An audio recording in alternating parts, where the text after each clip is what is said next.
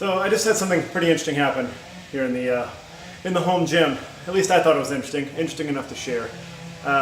This isn't in the realm of like new information, but it's just something that everybody's kind of sort of aware of, but seeing it in practice. So there's a study that's talked about once in a while where people were given a weight to lift that was within the range of the weight they're able to lift on a barbell, but the weight was obscured with trash bags or canvas. I'm not enough of a research hound to really know how to find it. I've just heard it referenced before. And people were surprised to see the amount of weight that they were able to lift when the weight was obscured from them and they didn't have the mental baggage of that. And I have recently been, I made no secret about it, I'm coming back into the gym to kind of regain some strength that I've lost. Finally using this fall time, the nice weather, to be out in the home gym and commit to it. And today, my top squat set was supposed to be an AMRAP, as many reps as possible, at 250 pounds. That's the way it calculated out. So I kind of did my barbell weight, my math backwards. I started with the lighter weights on the inside when I was doing warm-up sets and everything. And in being lazy and listening to podcasts, I did some bad barbell math. And didn't realize it though, so I went for my 250 set. It was supposed to be an AMRAP. Didn't really know what to expect there. I knew that it was a manageable weight, just getting started back into this, so I figured I'd be in for a good long set. And as I started, it felt a little heavy. I thought, okay, you're knocking some rust off. You don't have the groove, your technique is bad, or whatever. And by the fourth rep, I realized something was wrong, because that fourth rep was way harder than it should have been.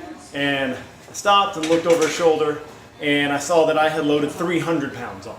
So yeah, pretty bad barbell math, but I'll leave it to you. Maybe you can comment below and tell me, mathematically, how can that happen with all plates on the table? Bearing in mind I have 15-pound bumper plates. Maybe that'll help. So yeah, comment if you could figure out how I did that math badly. But, so I got the 4 reps at 300, which if you'd have asked me earlier today, hey, that's gonna be your top set, do you think you could do that? I would have shrugged and said maybe. Not so sure about it, but yeah, at this point it wasn't in the cards. But the only thing I'm mad about looking back is that I stopped. Is because I wasn't slowing down appreciably looking back at the video now.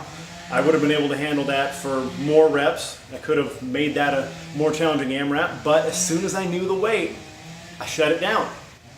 I thought that, oh no, this is wrong, this is out of the program, this isn't right. I started ignoring how my body felt, when before, my body was just telling me how it felt without the input of my brain.